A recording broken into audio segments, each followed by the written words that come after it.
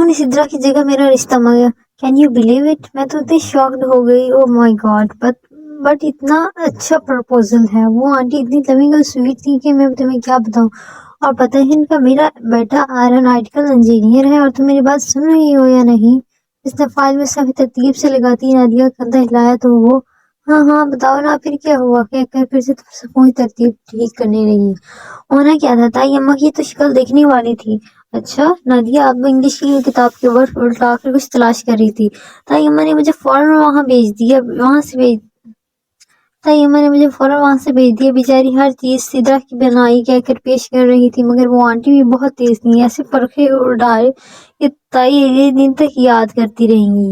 اس نے خفا سی ہو کر منہ موڑ لیا.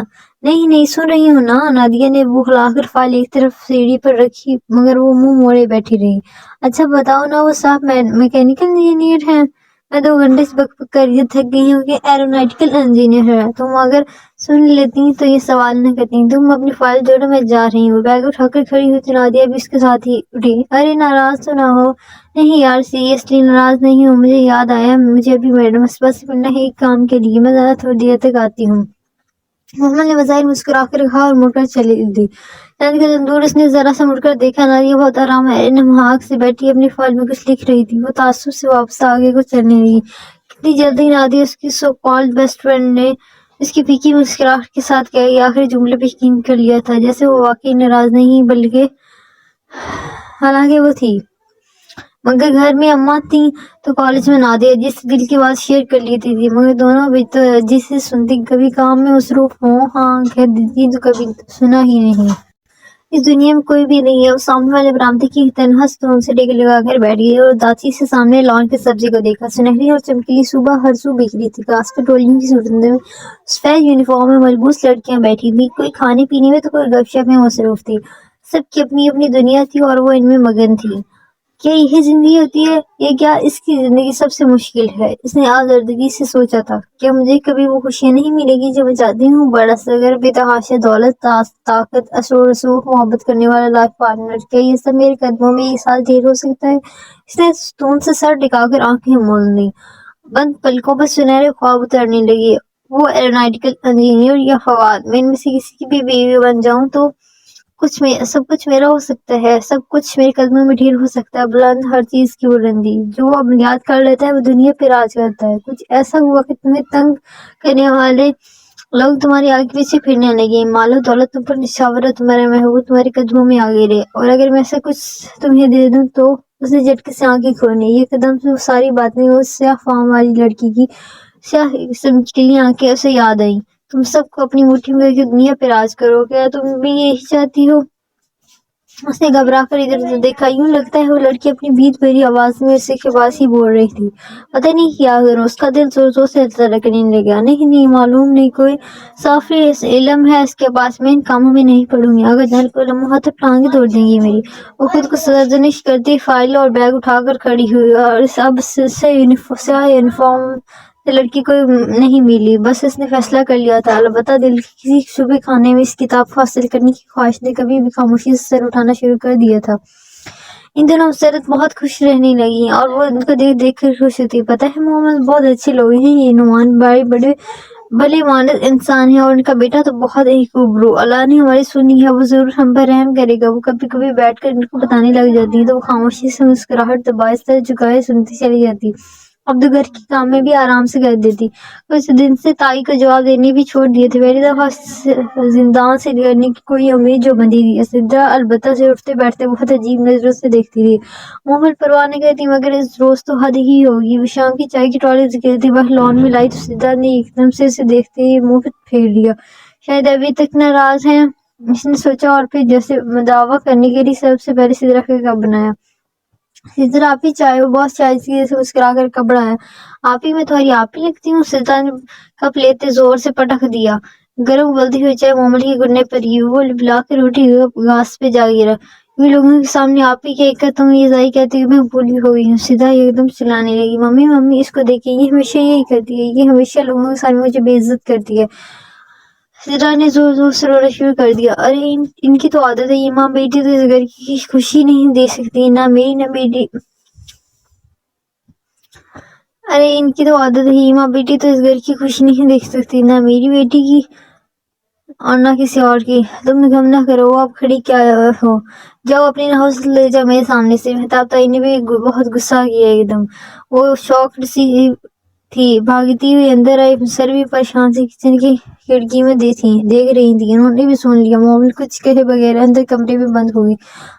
تو اسے تھا کہ تائی موڈ روز بیگم نعمانی کی باتوں پہ خراب ہے، مگر وہ کچھ بھی کہہ نہیں رہی تھی، چپ سی ساتھ لی تھی، شاید اس بات پہ کہ وہ اب مومل کی ہونے والی سسرال تھی، اسے کیا پنگا لینا۔ مگر رات میں اس کی خوش فہمی دور ہوئی جب اس نے کچن میں تائی مہتاب کو سرت سے کہتے سنا، ہم نے تو اس روز نعمان بھائی کو لوگوں کو انکار کر دیا تھا، مومل کی کوئی کون سی شادی کی عمر ہے، ابھی گھر کی بڑی بیٹیاں ہیں، پہلے ان کی ہوگی پھر مومل کا سوچیں گے۔ چاہے آغا صاحب کے کمرے میں پہنچا دو، رات کا کھانا کھائیں گے اور ٹیبل لگا دو۔ وہ سکم سد کر کے بنیازی سے باہر نکل گئی، اسے علم نہیں ہوا کیوں، مگر وہ رات دیر تک برآمدے کی سیڑھی میں بیٹھی روتی رہی۔ اندر سب سو رہے تھے، مسرت بھی سونے چلی گئی، وہ پڑھائی کا بہانے کر کے باہر آئی اور دیر سے بیٹھی بے آواز آنسو بہا رہی تھی۔ کچھ عمر کا پہلا خواب تھا، وہ بھی ایسے گرچی ہوا تھا کہ روح بلبلا اٹھی تھی، وہ اتنی ہرٹ ہوئی تھی کہ دل پھٹ رہا تھا۔ کوئی اتنا بھی ظالم ہو سکتا ہے جتنی تائی تھی، جتنے یہ سب لوگ تھے؟ اس کا دل چاہ رہا تھا وہ بے خبر سوتے ان لوگوں کے کمروں کو آگ لگا دے، یہ شور سے نہیں گردنیں کاٹ پھینکے یا زہر دے کر سب کو۔ اس کا دل چاہ رہا تھا وہ بے خبر سوتے ان لوگوں کے کمروں کو آگ لگا دے، یہ چھری سے ان کی گردنیں کاٹ پھینکے یا زہر دے کر سب کو مار دے، وہ اور آخر خود بھی پھانس لے۔ نفرت، بہت شدید نفرت محسوس ہو رہی تھی اسے اپنے اندر رشتے داروں سے۔ اس کا دل چاہتا تھا وہ ان گھٹیا اور کمینی لوگوں سے دور چلی جائے، جہاں اس کی کوئی شکل نہ دیکھنے جہاں اسے کسی کی شکل نہ دیکھنی پڑی، اور واقعی وہ چلی بھی جائے گی۔ اس نے سوچ لیا تھا بس ایک دفعہ سے اسکالرشپ مل جائے، جس کے لیے اس نے برٹش ہائی کمیشن کے اعلان کے بعد اپلائی کیا تھا، کہ بھلے گھر کے جو حالات ہوں۔ اس نے 5th سے FSc تک ہر بورڈ ایگزام میں پورے بورڈ میں ٹاپ کیا تھا۔ FSc پری انجینئرنگ میں ٹاپ کرنے کے باوجود اس کا انجینئرنگ کی طرف رجحان نہ تھا یا رہا نہ تھا، سو BS میتھس میں ایڈمیشن لے لیا تھا، اور اسے اب امید تھی کہ وہ اب ہی ٹاپ کر لے گی، اور اگر اسکالرشپ سے مل جائے تو بہت آسانی سے اس زندان سے چھٹکارا مل جائے گا۔ وہ آنسو پتیلی کی پشتے رگڑتی سوچ میں غلطاں تھی کہ اس کے سامنے آ کھڑا وہ جوتے دیکھ کے جھنکے بیگو وہ چہرہ اٹھایا۔ وسیم اس کے بالکل سامنے کھڑا تھا۔ وسیم بھائی، وہ کرنٹ کھا کر اٹھی اور 2 قدم پیچھے ہٹی۔ وہ مہتاب کا 3 نمبر کا بیٹا تھا، فاہد کا چھوٹا اور ناکارہ آوارہ بھائی۔ اس وقت بھی وہ اپنی سرخ آنکھوں سے گھور رہا تھا۔ نانی کو بچانے کا کھڑا ہوا تھا، کھلا گریباں، تنگ جینز، گردن پہ لپٹی چین، بال بکھرے، سرخ آنکھیں۔ آرزو البتہ لاپرواہ اور نڈر تھی۔ ویسے بھی وسیم گھر میں بہت کم ہی نظر آتا تھا۔ محمل اور ممکن کی احتیاط کرتی کہ کلیم اس کا سامنا نہ ہو، اسے ان کی آنکھوں سے خوف آتا تھا، مگر آج جانے کیسے کیا کر رہی ہے۔ وہ ایک دم اوپر اسٹیپ پہ چڑھا تو وہ بے اختیار مزید پیچھے ہٹی۔ کچھ نہیں، وہ آگا آواز دے رہی ہیں۔ وہ ایک دم پلٹ کر اندر بھاگ گئی۔ وسیم نے تو مسکرانا سا جب کے تنہا میں کھڑا رہا، سوچتا رہا، پھر گیٹ کی طرف چل دیا۔ وہ بہت بوجھل سی تھی، وہ بس اسٹاپ پر پہنچی، اکیلی بیٹھی، وہ دونوں آنکھوں سے دور وقت پہ جانے کی تلاش کر رہی تھی، جہاں نیلی صبح کے پرندے اڑ رہے تھے۔ رات بھر کے رونے کے بعد اس کے سر میں درد کی ٹیسیں اٹھ رہی تھیں، اور اوپر سے وہ سیاہ فام لڑکی بھی نہیں آئی تھی، جانے کہ آج وہ کدھر رہ گئی، اب تک کیوں نہیں گئی۔ صرف اس لیے محمل آج 15 منٹ پہلے ہی آ گئی تاکہ وہ 10 کی بجائے 25 منٹ تک اس کے ساتھ مل جائے، اور اسے معلوم بھی نہیں تھا کہ وہ کب آتی کب ہے۔ اسے تو یہ بھی معلوم نہ تھا کہ وہ اس کا انتظار کیوں کر رہی تھی، حالانکہ کوئی بات ایسی نہ تھی جسے وہ اس کے ساتھ شیئر کر سکتی، کسی مسئلے کا حل دریافت کر سکتی یا اس کے ساتھ بیٹھ کر رو سکتی۔ بس 11 بجے تو شکستہ قدموں سے اٹھ کر چل دی۔ سنگلی بینچ خالی رہ گیا۔ صبح کے پرندے بھی سفر کو نکل گئے تھے، اور نیلاہٹ بھرا افق سنہری کرنوں سے بیرنے لگا۔ وہ بہت اداس تھی، بس میں سوار ہوئی تھی، سارا راستہ خاموش تھی، گردن موڑے کھڑی سی کھڑکی سے باہر دیکھتی رہی۔ اس کے رکنے سے قبل اس نے بیگ میں سے اپنا پاکٹ منیٹر نکال کر دیکھا، اور پھر کچھ سوچ کر گرم سوجی آنکھوں کو چھپانے کا گہرا کاجل ڈال لیا۔ محمل، تم اتنا کاجل مت ڈالا کرو، مائنڈ مت کرنا، مگر تمہاری آئیز بالکل گولڈن کلر کی ہیں اور کاجل میں بالکل بلی کی طرح لگتی ہیں۔ You new Catwoman, Nadia دیکھ کر ہنس کر بولی، اور مجھے بلیاں بالکل پسند نہیں، کھاؤ گی؟ اس نے پھر ہاتھ میں پکڑا چپس کا پیکٹ بڑھایا۔ مومن نے ایک خاموشی نگاہ اس پر ڈالی اور نو تھینکس کہہ کر سر جھکا دیا اور اپنی کتاب میں کچھ لکھنے لگی۔ My players. नादिया ने सैंडविच का पैकेट वापस ले लिया। वो खामोशी से सर झुकाए कुछ लिखती रही। वो लाइब्रेरी में नादिया को कल ताई अम्मा के जवाब वाली बात बताने आई थी, मगर उसका तंज सुनकर दिल एकदम टूट सा गया।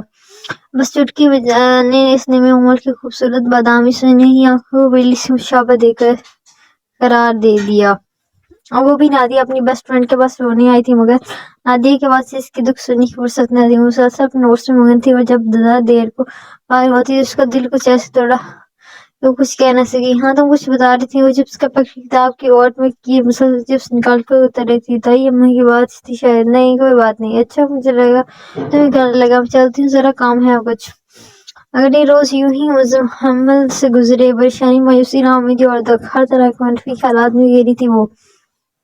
और फिर अचानक तीसरे दिन उसे अफवाह लड़की आ गई। उसने दूर से इसे बेंच पे बैठते देखा। मुझसे की लहर उसके अंदर उठी। वो तेज कदम चलती उसके करीब आई। तुम तो दिन से कहाँ थी? इसे अफवाह लड़की ने सर उठाया। वो बहुत गुस्से से देख रही थी। मेरे कुछ काम था। मैं तुम्हें मजा आता है दूसरों को अपना इंतजार करवा कर। तुम्हें लगता है तुम्हारी मदद के बगैर मर जाऊंगी। हाँ, हालांकि ऐसा नहीं होगा। तो तुम तो जो लेने के लिए वो बातें करती है जिससे तुम्हारा तरफ खींचा चलाई। मगर मुझे तुम्हारी जरूरत नहीं है, और ना ही मुझे तुम्हारी परवाह, और मुझे तुम्हारी किताब की भी जरूरत नहीं है। मैं नहीं मरी तुम्हारी मदद के बगैर। देख लो, मैं जिंदा हूँ। तेज तेज बोलते वो हाँ भरी नहीं।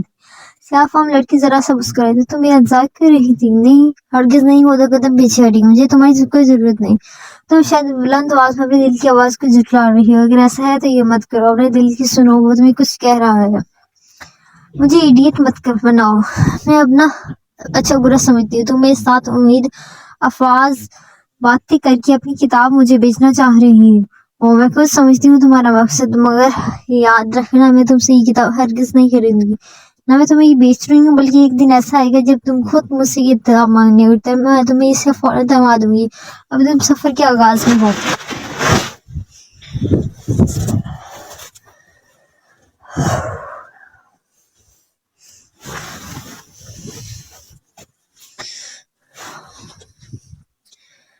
और जब तुम थकोगी तो इस किताब के पीछे आओगी। मुझे तुम्हारी किसी बात का बुरा नहीं लगा। मुझे बस तुम्हारे थकने का इंतजार है। बस आ गई। इस वक्त वो गुस्से में पलट गई, मगर फिर सारा दिन यही सोचती रही कि इसको सयाफाम लड़की को देख कर गुस्सा क्यों आया। उसने इस पर इतना गुस्सा किया। वो क्या लगती है इसकी? इसने क्या बिगाड़ा था उसका, और उसे गुस्सा किस बात पे आया? यूं अनजाने लोगों के साथ इस तरह का सलूक तो मोहम्मद इब्राहिम कभी ना करती थी, फिर अब क्यों? निदामत और शर्मिंदगी की आवाज ने पूरा दिन जकड़े रखा। पेपर्स हो रहे थे, अब भी उसके पास पढ़ने को कुछ था, मगर तेरा सांसें जन्म से अंदर ही अंदर कचोटते लगाता रहा। जब रात को अचानक रजिया हुकू की आमद का शोर उठा था, वो बेदिली सी लाउंज में आई थी। माइका आजकल सारे उसके साथ किचन में लगी रहती। मैं तो मना करती, मगर मजाल है जो ये काम मुझे किसी हाथ को लगाने देती। आज पेंडिंग बनाई थी, कह रही थी सारे मामू शौक से खाते हैं। नहीं, इन्हें दे आऊं? मैंने खुद कहा, खुद ही दे आऊं। मामू में तो जान है मेरी बच्ची की। और जब सब ठीक है घर में, फवाद कहाँ है? नहीं हारा। मैं तो अब तय कि अब दाखिल होती। रजी भूपू ने बात के इख्तिताम पर इज्जत देखा कर बजाय सच सरी सा पूछा। बात तो नजर आया, मगर मोमेंट पर निगाह पड़ी तो चेहरे पर नागवारी बिखर गई। शायद इसकी वजह इसकी आखिरी बात पे वो जरा सा अजिया मुस्कुराई थी। लड़की कोई काम काज भी है तुम्हें? जब देख लो ठाकी इधर उधर भागती रहती हो। मेरी भाभी का जिगर है जो मुफ्त खोरों का घर में टिका रखा है। वो न मैं होती तो उन्हें देखकर इसकी मुस्कुराहट तपा गई थी। जैसे चोर चोरी पकड़ी गई और सो बिगड़ कर बड़े सोफे में बैठी। भाई का भी दोनों हाथों में ट्रे पकड़े जिस पे 2 डोंगे रखे थे, चली आ रही थी। फैशन के मुताबिक शॉर्ट शर्ट के नीचे ट्राउजर, लंबे लंबे बाल खुले थे जिनमें चोटी के बल साफ नजर आते थे। वो सीता की तरह खूब मेकअप करती थी और अब शायद ज्यादा खूबसूरत लग रही थी, मगर वो गहरे मुस्कुराते और आई मेकअप के ऊपर वो बड़ा सस्या फ्रेम का चश्मा न लगाया करती। इधर रखो मोमानी जान, उसने पूछा। फाइका थी, कुछ अर्से कबल बेहंगम शोर किया करती थी। किचन में रख दो, बल्कि मोहम्मद तुम ले जाओ। लाइए। मैं अमूल आगे बढ़ी तो फाइका ने करते तजब्बुस से माँ को देखा। दीदी फाइका बाजी, फवाद भाई तो वैसे भी अभी ऑफिस से नहीं आए। फूफू पूछ रही थी अभी उनका। वो बुनियादी से कहकर ट्रेल से मेरे खाई। फवाद अभी तक नहीं, अब उन्हें बेचैनी से करी थी जब देखा। हाँ, कुछ काम था शायद। और तुम ठीक हो? ताई रिमोट उठाकर चैनल बदल रही थी। ये पेंटिंग फाइका अजी ने बनाई। वो वापस आकर इनके सोफे पे टांग रख कर बैठ गई। हाँ तो और नहीं तो क्या। अच्छा आप तो इस रोज अपनी मम्मी सलीमा से पेंटिंग बनवा रही थी जब मैं आपके घर गई थी। आप कहती थी कि ना आपको ना ही फाइका बाजी को पेंटिंग बनानी आती है। फाइका बाजी इसने चेहरा फाके अभी रिसेंटली सीखी है आप? हाँ मेरे साथ आजकल सब कुछ सीख रही है। बैठकर मुफ्त की रोटियां तो नहीं तोड़ती। भूपो चमक कर बोली। ताई मेहताब रिमोट पकड़ चैनल बदल रही थी। चेहरे पर अभी तवाज़े बेजारी छाई थी। और आपने किससे सीखी? अपनी मासी से। ज्यादा जुबान चलाने की जरूरत नहीं है तुम्हें मोहम्मद। ये तुम्हें ये भाभी का हौसला है, तुम्हें बर्दाश्त करती है। इनकी जगह में होती तो 2 दिन तुम्हें घर से निकाल देती। इनकी जगह आप कैसे हो सकती हो? दूसरों के पैसे पे ऐश करना एक आर्ट है और ये हर किसी को नहीं आता। बेटा मोहम्मद, ताई ने गुस्से से रिमोट रखा। ज्यादा बकबक की तो टांगे तोड़ कर रख दूंगी। अरे हम ना रखते तो किधर जाती तुम? हाँ इंग्लैंड। वो आराम से टांग रखी पाँव चला रही थी। क्या मतलब? समझो कि मैंने स्कॉलरशिप के लिए अप्लाई कर दी है। बहुत जल्द मैं अम्मा को लेकर इंग्लैंड चले जाऊंगी। सो आप अभी से मुलाजिम ढूंढना शुरू कर दी। आप बैठे, मैं जरा किचन देख रहा हूँ। खाने पर इसी की पेशगी होगी। तुमने कौन सी स्कॉलरशिप के लिए अप्लाई किया? बता रही थी। क्या बात है? आगे जाने एकदम याद आने पे खाने से हाथ रोक कर पूछा। स्कॉलरशिप? आरजू ने अब्रो उठाए। बाकी सब भी एकदम देखने लगे। जो बहुत इत्मीनान से आवाज़ बढ़ा कर आई थी कि डोंगी उठा रही थी। जी आगे जान, ब्रिटिश हाई कमीशन की तरफ से कुछ स्कॉलरशिप अनाउंस हुई थी मास्टर्स के लिए। मैंने अप्लाई किया है। वो बड़ा चमचा भर कर रायता चावलों में डाल रही थी। उम्मीद तो जल्द ही मिल जाएगी। फिर मैं इंग्लैंड चल जाऊँ सोच रही हूँ। साथ जॉब भी कर लूंगा। खर्चे भी तो पूरे करने होते हैं। चमचा चावलों में हिलाकर रायता मिक्स करते उसने लापरवाही से इतला दी। उसे लगा था कि गर्मी का तूफान खड़ा हो जाएगा। मगर वेरी गुड, जरूर अप्लाई करो। आगे जान फिर सिखाने की तरफ मुतवज्जा हो गए। और अब वो हैरान थी। इसने लम्हे भर को ठिठक कर इन्हें देखा और फिर समझ कर बोली, थैंक यू आगे जान। इसके अल्फाज में सरत इत्मीनान सिखाने लगी। वहाँ टेबल पे बहुत लोगों को खामोशी मायने खेज निगाहों के तबादले हुए। ऐसे तो नहीं छोड़ूंगी तुम लोगों को। मैं चली भी गई तो एक दिन जरूर वापस आऊंगी और अपना हिस्सा तलब करूंगी। तुम सब इस अदालत में घसीटूंगी जहाँ जाने से तुम खौफ खाते हो। उसने धीरे धीरे बताइए कर लिया। तो जब पानी का जग उठाने को सर उठाया तो एकदम चौंकी भी। तो जिस खाना खाता फवाद शेख देख रहा था उसे सर उठाता पा गया। फौरन अपनी प्लेट पे झुक गया और बाद में ऊपर ने कितना ही और मेरी फाइक आज पेंडिंग बनाई कहकर उसे रोकना चाहे मगर कुछ दिखे उठ खड़ा हुआ। मुझे काम है, मैं चलता हूँ। हाँ बेटा तुम काम करो। मैं तो आपने फौरन उसकी ताकीद की। वो बेंच पे बैठी स्याह लड़की को देखकर उसके कदमों में तेजी आ गई। सबक रफ्तारी से जल्दी बेंच के करीब आई। Good morning. स्याह लड़की चौंक कर सर उठाया और फिर जरा सा मुस्कुराई। Good morning to you. वो इसी तरह के आपके किनारों पर मजबूती से हाथ जमाए बैठी थी। मैं दरअसल मोहम्मद से उसके साथ बैठ गई। मुझे मुझे कल के रवैये पे बहुत शर्मिंदा किया। मैं कभी भी इस तरह रूड नहीं होती और जानी तो मुझे बुरा नहीं लगेगा। नहीं I am sorry, really sorry. मैं कुछ परेशान थी। मैंने तुम्हें तुम्हारी परेशानी कल बताया था। तुमने खुद ही इस तरफ नहीं आना चाहती। नहीं वो उसने भी साख्ते निगाहें चुराई। जिस किताब से कुछ दिलचस्पी नहीं है मगर इस किताब को तुमसे ऐसे मुझसे कहा कि मैं इसे तुम्हारे हवाले कर दूं। वो इतना चौंकी। पहली गुफ्तगू में भी इसे कोई ऐसी बात ही बताई थी कि ये किताब मुझे जानती है 100% जानती है। तुम्हारी जिंदगी की सारी कहानी इसमें लिखी है। दूसरे वाकयात और आने वाले हालात वाकई वो जैसे रह से दिखती है। यहाँ से सब लिखा है। तुमने मेरी जिंदगी की कहानी पढ़ी है या नहीं? मैं वो नहीं पढ़ सकती। क्यों? क्या तुमने ये किताब पूरी नहीं पढ़ी? मैंने पूरी पढ़ रखी है मगर मुझ में सिर्फ मेरी कहानी खुलती है। तुम्हारी कहानी तुम पे ही खुलेगी। तुम ये क्या कह रही हो? मुझे कुछ समझ नहीं आ रहा। आ जाएगी, हर बात की समझ आएगी, बस थोड़ा वक्त लगेगा। वो उसे देख कर रह गई। वो लड़की कौन थी? जहाँ से आई थी? वो ये किताब उसने किस से ली थी? सदियों कब लिखवा कर छोड़ी थी? कुछ समझ में नहीं आया था। बस का हार मुझे तो क्योंकि फिर बगैर कुछ कहे तेजी से उठ खड़ी हुई। इसे आप आम लड़की मुस्कुराते इसे बस में सवार कुत्ते देख रही थी। बस का हॉर्न बजा तो वो चौंकी और बगैर कुछ कहे तेजी से उठ खड़ी हुई। इसे आप आम लड़की मुस्कुराते हुए उसे बस में सवार होते देख रही थी। फवाद को जाए कमरे में दियो और मोहम्मद तुम ट्रॉली बाहर ले आओ। ताई मेहताब अपनी अजली से बेनियाजी से हुक्म सादगी करके पलट गई तो ट्रॉली सेट करती मोहम्मद किसी ख्याल से चूंकि फवाद की ट्रे अलग सेट कर दो मोहम्मद, मैं दियाऊंगी, तुम ट्रॉली बाहर ले जाओ। मैं ही नहीं लेके जा रही ट्रॉली, तंग आ गई हूँ मैं इन जलील लोगों के सामने। اچھا اچھا چپ کرو، مسرت بخلا اگر آگے بڑھی اور ٹرالی کا کنارہ تھام لیا، میں لے جاتی ہوں، تم فواد کو چائے دیو۔ اور یہی تو وہ چاہتی تھی۔ سوشان نے سکھا کر بازار لاپرواہی سے فواد کی ٹرے سیٹ کی اور پھر اسے اٹھا کر دب دب سیڑھی چڑھنے لگی۔ فواد بھائی دروازے پہ ہلکا سا ناک کیا۔ ہوں آ جاؤ۔ اس نے دروازہ دھکیلا تو کھلتا چلا گیا۔ فواد بازو آنکھوں میں رکھے بیڈ پر نیم دراز تھا۔ فواد بھائی آپ کی چائے؟ ہاں رکھ دو۔ وہ کسل مندی سے اٹھا انداز سے تھکا تھکا لگ رہا تھا۔ کیا بات ہے فواد بھائی، آپ کچھ پریشان لگ رہے ہیں؟ اس نے ٹرے میز پر رکھی اور کپ اٹھا کر اس کے قریب بھائی۔ ہاں کچھ نہیں، آفس کا مسئلہ ہے۔ اس نے چائے کے لیے ہاتھ بڑھایا تو اسے کپ پکڑاتے مومنٹ کی انگلیاں اس کے ہاتھ سے مس ہوئی۔ اس نے فوراً ہاتھ کھینچ لیا اور بساختہ مسکرا دیا۔ پھر چائے کا گھونٹ بھرا۔ ہوں چائے تو اچھی بناتی ہو، اماں نے بنائی ہے۔ وہ جذبت سے اس کے سامنے کھڑی تھی، اونچی ہوئی پونی ٹیل والی دراز قد محمل۔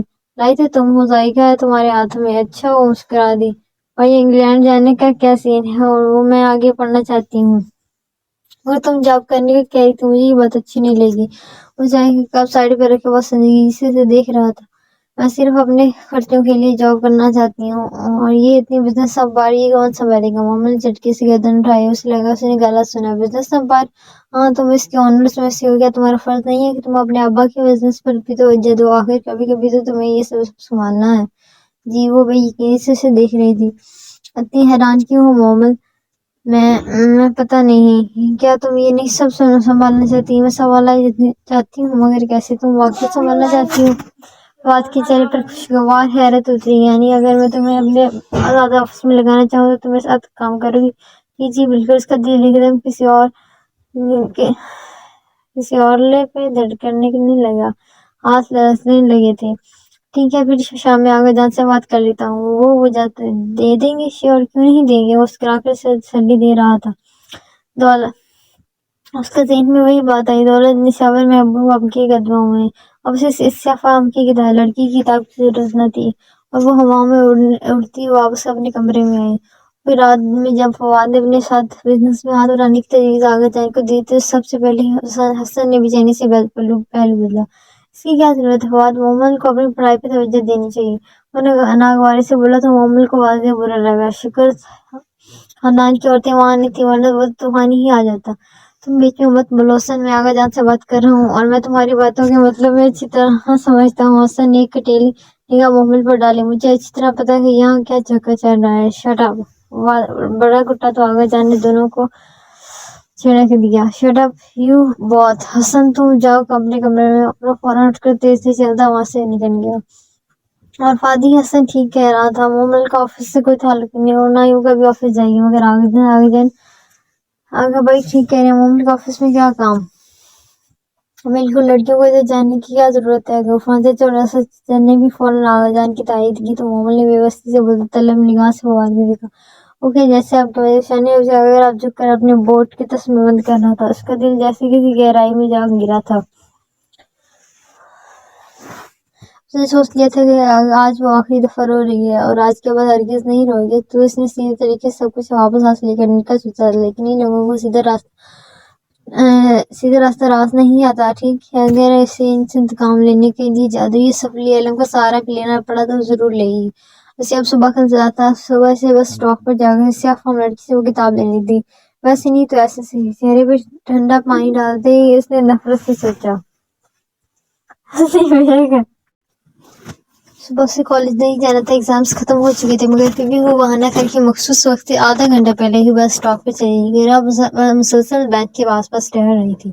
سیاہ فام لڑکی ابھی تک نہیں آئی تھی۔ محمد بار بار کلائی پہ بندی گھڑی پہ دیکھتی، پھر بے چین نگاہوں سے گردن ادھر ادھر گھماتی، بری اونچی ڈیٹ بھی ساتھ ہی جھولتی۔ اسے شدت سے اس لڑکی کا انتظار تھا اور آج تو لگتا تھا جیسے وقت بہت دیر سے گزر رہا ہے۔ اب بالآخر وہ تھک کر بینچ پہ بیٹھی اور اسے دونوں ہاتھوں میں تھام لیا۔ کیا میرا انتظار کر رہی تھی؟ کسی نے اس کے کندھے پہ ہاتھ رکھا تو وہ کرن کھا کر اٹھی۔ وہ سیاہ فام لڑکی اس کے سامنے مسکرا رہی تھی۔ میں تمہارا ہی ویٹ کر رہی تھی اور میں جانتی ہوں کہ کیوں۔ وہ آرام سے بینچ پہ بیٹھی تھی، بیگ کا اسٹرپ کندھے سے اتار کے اس کی طرف رکھا اور کتاب احتیاط میں گود میں رکھی، پھر جیسے وہ فارغ ہو کر مومل کے چہرے دیکھا۔ تم تھک گئی ہو؟